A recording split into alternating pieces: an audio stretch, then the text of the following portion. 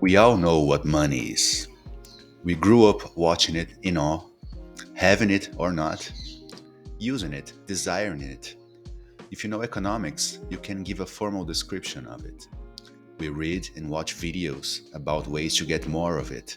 We are pushed into school since we can barely walk up until we are fully grown, sacrificing our youth so that we can have a good shot at earning it. It is an understatement to say money is a big deal. But none of those things actually help you get it and use it in your favor. It's actually the opposite. Ignorance breeds a kind of fascination about money, a fascination that turns into subjugation, more typically seen in vassals than in fully realized and independent human beings. That's because we largely ignore the real why of money. Why does money exist in every country? Why do we use it since the dawn of civilization? It's way, way deeper than, oh, it's just a more convenient way than exchanging goods directly. Which is true, but only a tiny fraction of it. To better understand it, we have to take a quick trip in time to when money didn't exist, when societies didn't need it. We have to go to pre agricultural, to hunter gatherer societies. Picture them. The idea of money in a small tribe of hunter gatherers would be so absurd as the idea of you charging your mom when she asks you to take the garbage out. Research indicates that when in groups under 150 people, we have the natural capacity of keeping tabs on everyone. We know their name, what they are like, their behavior, their history. This is known as Dunbar's number, and it's a common, instinctive maximum number for several types of groups even today. So, in a tribe, as in a family, if you do something for someone else, you don't need to charge anything because it's an ongoing relationship of favors being exchanged back and forth that will last a lifetime. In functional tribes and households, excuse me, everyone knows what they have to do to contribute to that whole because they know what everyone, literally everyone else is doing.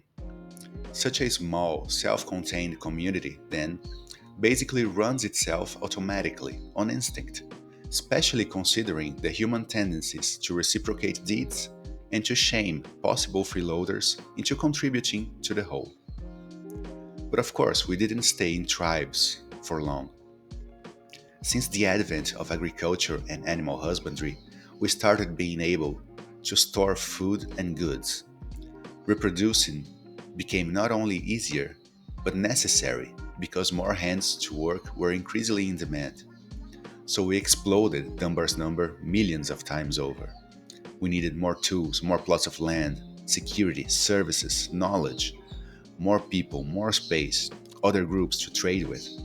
It wasn't feasible to contribute to a big societal pile and then expecting that all your needs would be taken care of by the community.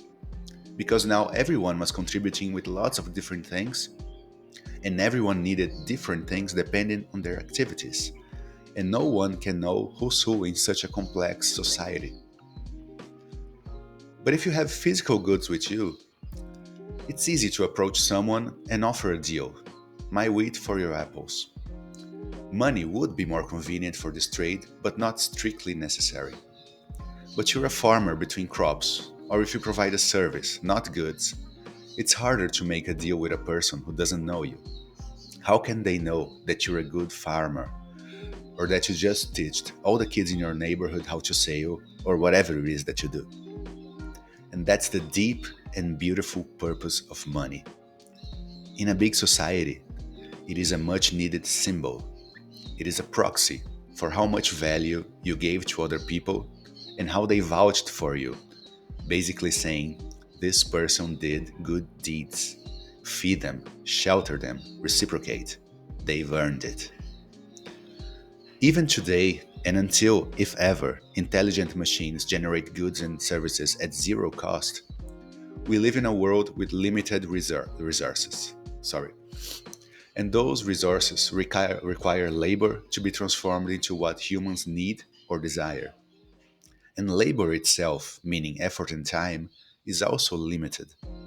That's why we are aware of freeloaders, our ancestors, who were not, couldn't survive long enough to leave descendants. So if you want something, you have to give something.